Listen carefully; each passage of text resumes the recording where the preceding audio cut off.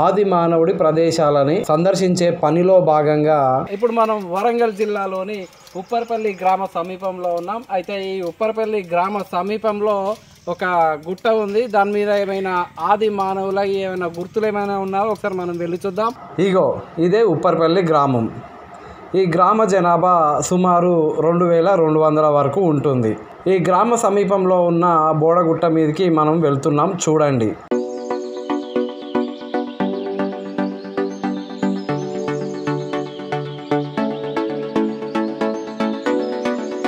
ఇగో మొత్తానికి మనం ఈ బోడగుట్ట మీదకి వచ్చినాం. వచ్చుడే నవీన శిలాయుగానికి సంబంధించిన ఒక నూరుడు గుంత మనకి కనిపించింది. చూడండి, ఇది నవీన శిలాయుగానికి సంబంధించిన నూరుడు గుంత. ఇది ఇక్కడ కూడా ఒకటి నూరుడు గుంత ఉన్నది. చూడండి, ఇది 5వ నూరుడు గుంత. ఇంకిక్కడ ఎన్ని నూరుడు గుంతలు ఉన్నాయో చూడడానికి ఇలా ముందుకు వెళ్తున్నాను. ఇక్కడ కూడా ఉన్నాయి. చూడండి మిత్రులారా, ఇక్కడ కూడా మనకి నూరుడు గుంతలు ఉన్నాయి. 1 2 ఇక్కడ 3 4 ఇగో ఇక్కడ కూడా, ఇగో ఇక్కడ కూడా,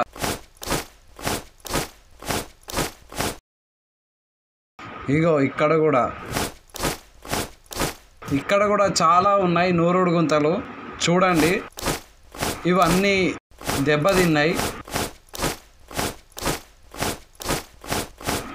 ఇక్కడ మొత్తం 3 ఉన్నాయి. చూడండి,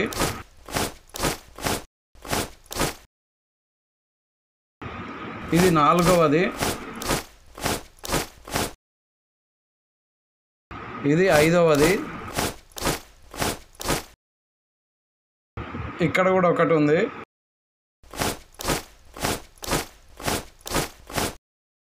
మిత్రులారా, ఈ గుట్ట మీద విపరీతంగా ఉన్నాయి గ్రూవ్స్, అంటే నూరుడు గుంతలు. చూడండి ఎన్నున్నాయో. ఈ రాతి యుగాలలో ఈ కొత్త రాతి యుగం 5000 బీసీ నుండి 3500 బీసీ మధ్యకాలంలో గడిచిపోయింది. ఈ కొత్త రాతి యుగాన్ని నవీన శిలాయుగం అని కూడా అంటారు. ఈ నవీన శిలాయుగంలోనే ఈ ఆది మానవుడు అప్డేట్ అయిందన్నమాట. అంటే తన రాతి గొడ్డళ్ళని పదును చేసుకున్నాడు. దీనికంటే ముందు జరిగిపోయిన మధ్య శిలాయుగంలో ఆది మానవుడు రాతి గొడ్డళ్ళని పదును చేసుకోలేదు. చాలా ఉన్నాయి గ్రూవ్స్. చూడండి ఈ మోదిగ చెట్ల యొక్క వరుస క్రమం ఎంత బాగుందో చూడండి.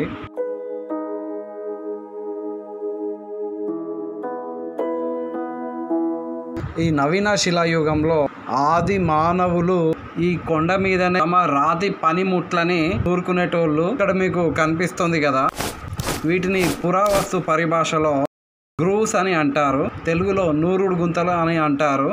ఈ నూరుడు గుంతల వల్ల ఉపయోగాలు ఏంటి అంటే, నాటి నవీన శిలాయుగంలో ఆది మానవుడు తమ రాతి గొడ్డళ్ళని పదునుగా చేసుకోవడానికి ఈ గ్రూవ్స్ని ఉపయోగించాడు.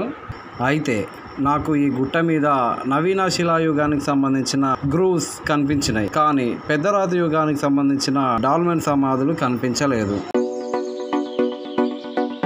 చూడండి మిత్రులారా, ఇక్కడ మనకి రేర్గా ఒక సింగిల్ స్టోన్ మీద ఈ గ్రూవ్ ఉండడం చాలా అరుదు ఇది.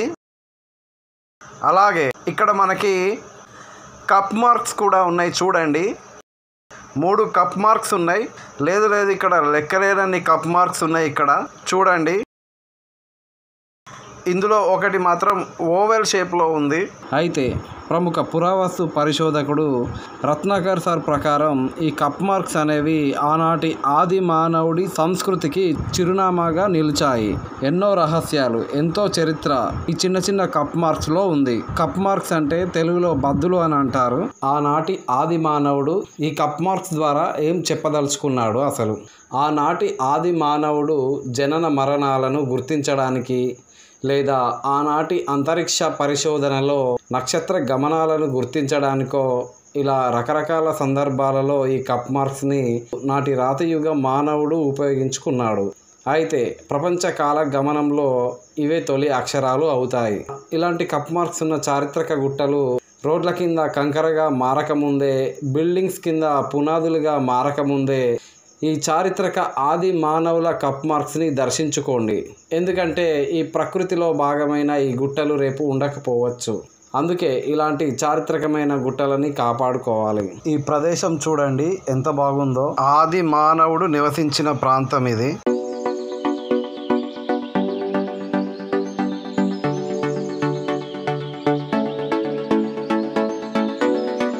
చూడండి ఇక్కడ ఒక నీటి గుండం ఉంది. ఈ నీటి గుండం సమీపంలోనే ఇక్కడ ఒక గ్రైండర్ ఉంది. ఇందులోనే దంచుకునేటోళ్ళు. నాకెందుకో ఇక్కడ నాటి నవీన శిలాయుగానికి సంబంధించిన ఒక వస్తువులాగా ఇది నాకు తెలిసి ఇది పాత రాతి యుగం చివరి దశకు చెందిన ఒక రాతి పనిముట్టి ఇది.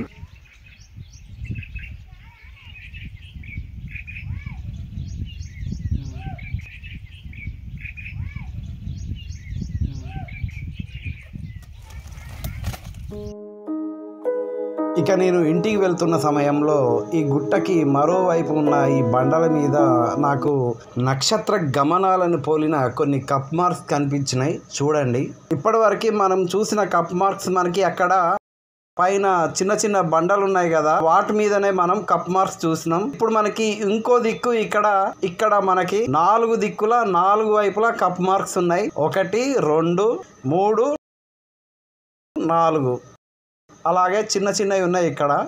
చూడండి, అంటే నాటి ఆది మానవుడు ఆ నక్షత్రాలు ఎట్లా కదులుతున్నాయి, ఏ కాలాలలో ఈ నక్షత్రాలు కనిపిస్తాయో గుర్తించుకోవడానికి ఈ కప్ మార్క్స్ని తయారు చేసిండేమో.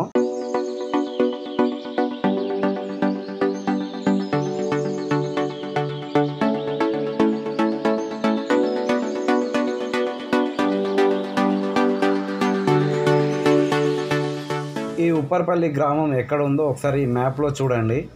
ఇది వరంగల్ జిల్లా కేంద్రం నుంచి సుమారు 20 కిలోమీటర్ల దూరంలో ఉంటుంది. ఈ గ్రామం వర్ధన్నపేట మండలం కిందికి వస్తుంది.